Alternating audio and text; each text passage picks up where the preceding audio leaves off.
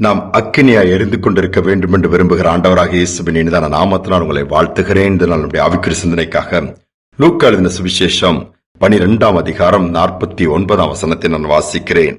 பூமியின் மேல் அக்கினியை போட வந்தேன், அது இப்பொழுதே பற்றி எரிய வேண்டும் என்று விரும்புகிறேன்.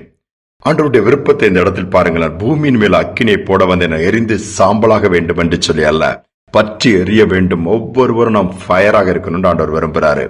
நமக்குள்ள ஒரு அக்கினி ஏற்கனவே ஆண்டவர் வைத்திருக்கிறார். நீதிமொழிகள் 20:27 சொல்கிறது, மனுஷனுடைய ஆவி கர்த்தர் தந்த தீபமா இருக்கிறதாம், அது எரிந்து கொண்டே இருக்க வேண்டும் என்றுதான் ஆண்டவர் விரும்புகிறார்.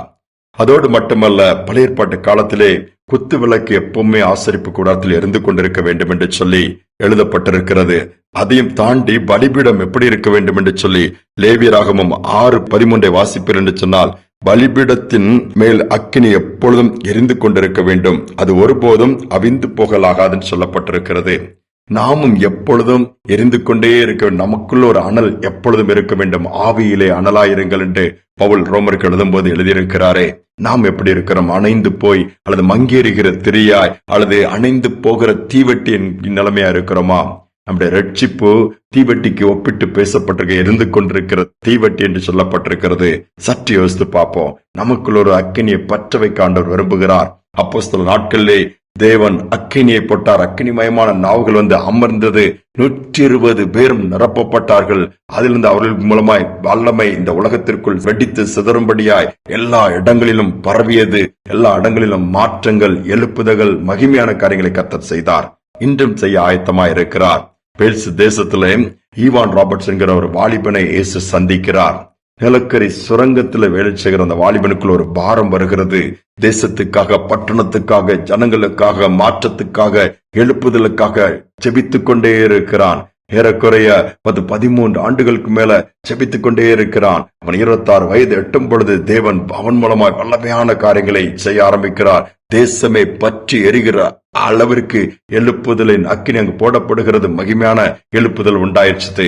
குதிரையில ஒருமுறை போய்க் கொண்டிருக்கும் பொழுது தனக்குள் வல்லமை குறைந்ததை உணர்கிறார். தேவனுடைய பிரசன்னம் குறைந்ததை உணர்கிறார். மலையடி வாரத்துல அப்படி பிரயாணப்பட்டு ஒரு ஊழியத்திற்கு போகும் பொழுது உடனே தான் பிரயாணம் பண்ண அந்த குதிரையை அங்க நிறுத்திவிட்டு பக்கத்தில் இருக்கிற தோப்புக்குள்ள போய் மணிக்கணக்காய் ஜெபம் பண்ற, ஆண்டவரே, நான் எனக்குள்ள எரிகிற அக்கினியின் தன்மை குறைந்திருக்கிறத உணர்கிறேன். இந்த பிரசனத்தை அதிகமா என்னால் அனுபவிக்க முடியவில்லை, நிரப்புங்க, மீண்டுமா என்னை அக்கினியை பற்ற வைங்க, மீண்டுமா ஃபயரா மாற்றுகின்ற கண்ணீரோடு போராடி ஜெபித்தாராம். திரும்ப புறப்பட்டு போகிறார்.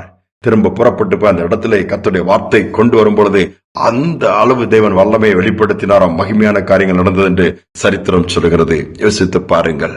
நமக்குள் அக்கினி எரிந்து கொண்டிருக்கிறதா? நாம் எரிகின்ற தீவெட்டியா இருக்கிறோமா? அல்லது மங்கி எரிகிற திரியை போல இருக்கிறோமா? இந்த நாட்களை மீண்டுமா தமது ஆவியை நம்மில் ஊற்றி மீண்டுமா ஒருவேளை ஆதி அன்பை விட்டு தூரமா போயிருக்கலாம். ஆதியிலிருந்து ஆண்டவர் மேல் வைத்திருக்கிற வைராக்கியம் குறைந்திருக்கலாம். வல்லமையா ஆண்டவருக்கு ஏதாவது செய்ய வேண்டும் என்கிற அந்த இறுதிய துடிப்பு கொஞ்சம் அப்படியே நின்று போயிருக்கலாம். மீண்டுமா எனக்கு ஆண்டவர்கிட்ட கேட்டேன், ஏதாவது உமக்கு செய்யணும்பா, எங்கள் மூலமா நீர் வெளிப்படும், அக்கினியை போட வந்தேன், பற்றி எறிய வேண்டும் விரும்புகிறேன் சொன்ன விருப்பத்தை நிறைவேற்றுகிறவர்களாய் எங்களை அந்த அனுக்கிரகம் பண்ணுங்கன்னு சொல்லி ஆண்டவர்கிட்ட கேட்போமா? ஜெபிப்போமா? எங்கள் அன்பின் தகப்பனே, இதனால எங்கள் மூலமா நீர் வெளிப்பட விரும்புகிறீர், வல்லமை காண்பிக்க விரும்புகிறீர், எங்கள் இருதயத்திற்கு ஜீவன் நதிகள் புறப்பட்டு போக வேண்டும் விரும்புகிறீர் அப்பா. அப்படிப்பட்ட ஒரு எதிர்பார்ப்போடு கூட எங்களை ஒவ்வொரு நாளும் கண்ணோக்கி பார்க்கிறீர். நாங்களும் அணைந்து போன தீபமாய், நெறிந்த நாணலை போல, மங்கேறுகிற திரியை போல அநேகர் பிரச்சனைகளை பார்த்து, பிரச்சனைகளை பேசி, பிரச்சனைகளுக்குள்ள உழண்டு அவ்வளவுதான் வாழ்க்கை போதும் என்கிற முடிவுக்கு வந்து விடுகிறோம். அப்படி அல்லப்பா, பூமியின் மேல் அக்கினியை போட வந்தேன் சொன்ன தேவன், அதோடு மட்டுமல்ல, நீர் ஏற்கனவே ஆவியானவரை எங்கள் மத்தியில அனுப்பிவிட்டீர். ஆவிக்குரிய அக்கினி எங்கள் மேலே கட்டளையிட்டிருக்கு. நீ முன்மாறி பின்மாறி ஊற்றப்படுகிற, பொழிந்து கொண்டிருக்கிற இந்த நாட்கள்ல நாங்கள் உமக்கு அக்கினியா எழும்ப, அக்கினியா என்றும் எரிந்து கொண்டிருக்க உதவி செய்யுங்கப்பா. அங்க தீவட்டி அணைந்து போக கூடாது, எரிந்து கொண்டே இருக்க. யோவான் ஸ்நானகனை குறித்து நீங்கள் சொன்ன சாட்சி, அவன் எரிந்து பிரகாசிக்கிற விளக்கா இருந்தான்.